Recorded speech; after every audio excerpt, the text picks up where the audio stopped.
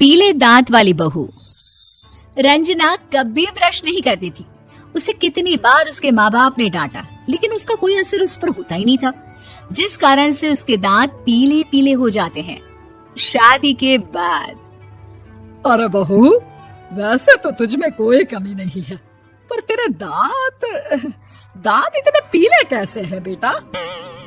कैसे मतलब? कोई सर्जरी थोड़ी ना कराई है। वो तो क्या नाम, मैं ब्रश नहीं करती थी तो पीले हो गए। अब क्या करूं? आप कहें तो लाल करवा लूं या फिर काले? यार ये क्या है, क्यों माँ से लड़ रही हो?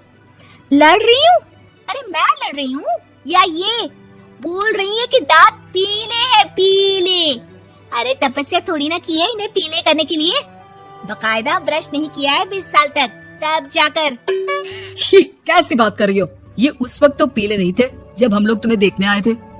अरे तब साफ करवा लिया होगा डेंटिस्ट के पास जाकर। अब देखो कैसे पीले पीले लग रहे हैं। रंजना सास की तरफ गुस्से से देखती है। फिर शुरू हो गई पीले पीले पीले।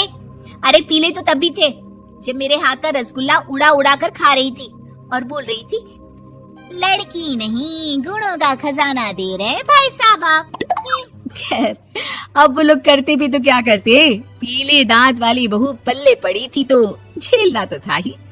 एक दिन कीर्तन में रंजना गाना गा रही थी। अरे कमला बहन, माँ का द्वार है, यहाँ तो सब शुद्ध होकर आते हैं, फिर अपनी बहू को ब्रश भी नहीं करवाती तुम। दूर से पीले पीले दांत भक्ति में बाधा उत्पन्न कर रहे हैं।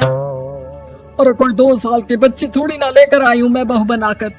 अच्छी खासी लड़की है, अरे कैसे करवाऊं ब्रश? ये तो उसे खुद करना चाहिए ना। अब माँ बाप तो इसके जैसे तैसे निपटा दिए, ये नहीं सोचा कि सास कैसे संभालेगी। सास बहू को लेकर घर आ जाती है, लेकिन सोच लेती है कि अब इसे लेकर कहीं नहीं जाएगी। अगले रोज बहू कहती है, अरे क्या हो गया, मंदिर नहीं जाना क्या? कीर्तन का वक्त हो रहा है।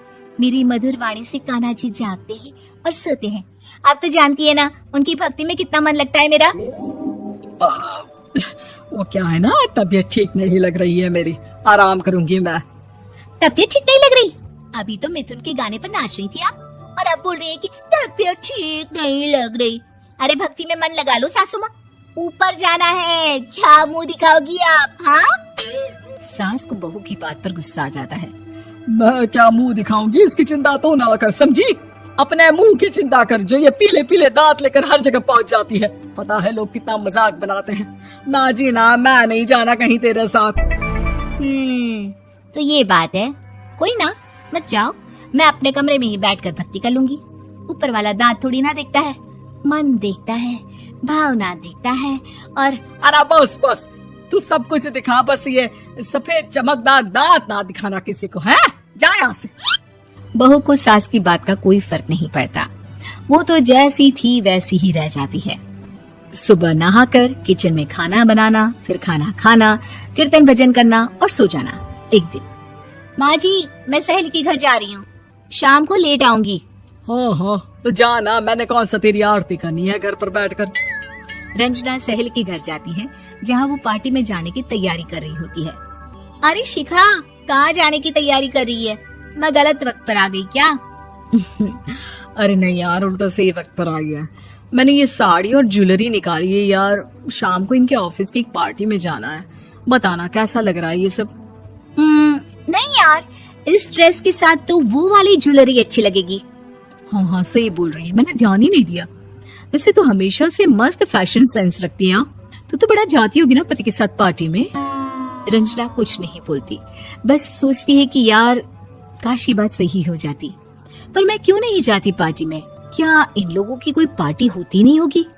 रंजना घर आती है और रात में पति से सवाल करती है, एक बात बताइए, आप मुझे किसी पार्टी में क्यों नहीं ले जाते? क्या आपके यहाँ ऑफिस में पार्टी नहीं होती? पति बेचारा क्या कहता कि दांत पीले हैं तुम्हारे इसलिए। अरे कोई पार्टी होती नहीं हम लोगों के ऑफिस में, तो कहाँ से लेकर जाऊं? और मार्केट, मॉल, कहीं वीकेंड घूमना, कहीं तो। अरे यार, सारे हफ्ते में एक छुट्टी मिलती है, तो सोचता हूँ कि आराम ही कर लूं। क्यों? रंजना मन मार के रह जाती है। पहले कभी सास के साथ मंदिर जाया करती थी, लेकिन वो भी सास ने ले जाना बंद कर दिया। घर बैठी बैठी रंजना बोर हो जाती है, तभी उसे आइडिया आता है और वो मायके जाने का सोचती है। सासू माँ, 2 दिनों के लिए मम्मी के घर जा रही हूँ। अच्छा ठीक है, आराम से जा। और हाँ, माँ से कुछ अच्छी आदत सीख कर आना कि कैसे शरीर के हर भाग की तरह दांतों की सफाई भी जरूरी होती है, समझी? शुरू हो गई ना आप। वो लोग आपकी तरह नहीं है कि छोटी छोटी बात का बतंगड़ बना दे। उन लोगों के लिए मैं मायने रखती हूँ, ना कि मेरे पीले पीले दांत। रंजना माँ को बिना बताए उन लोगों को सरप्राइज देती है, लेकिन जैसे ही वो दरवाजे पर पहुंचती है, अंदर देखती है कि घर वाले कहीं जा रहे होते हैं। अब माँ, काश रंजना दीदी के दांतों वाली प्रॉब्लम नहीं होती तो वो भी हम लोगों के साथ चलती ना बुआ जी की बेटी की शादी में। हाँ बेटा, लेकिन अब उसे कौन समझाए कि उसको उसके पीले दांत नहीं दिखते, लेकिन उसके आसपास के लोगों को कितना एम्बैरेसिंग फील कराते हैं। मुझे तो कितनी बार उसके स्कूल की टीचर ने शिकायत की कि उसके साथ कोई लड़की बैठना भी नहीं चाहती, और ना ही कॉलेज में कोई उससे बात करना चाहता था। लेकिन पता नहीं क्यों उसे ये बात समझ में ही नहीं आती। कोई कमी नहीं है उस लड़की में, बस यही कि दांत पीले हैं। वो तो भला हो जीजाजी और उनकी माँ का, जो दीदी को जैसी है वैसे ही रखा हुआ है। रंजना को अपने घर वालों की बात सुनकर बहुत दुख होता है। वो सोचती है कि वो क्या करे, लेकिन फिर वो सीधा डेंटिस्ट के पास जाती है, अपने दांत चमकाती है और कसम खाती है कि वो रोज ब्रश करेगी। अरे क्या हो गया, तुम तो 2 दिनों के लिए गई थी ना। पर कोई ना, अच्छा है, चलो आ गई तो। रंजना सास के सामने आकर खड़ी हो जाती है और पूरी स्माइल करती है, उसके चमकदार दांतों को दिखाती हुई। हैं? चले मंदिर। माँ, मुझे माफ कर दीजिए, मैंने आप लोगों को बहुत एम्बैरेसिंग फील करवाया। मैं आज से रोज ब्रश करूंगी।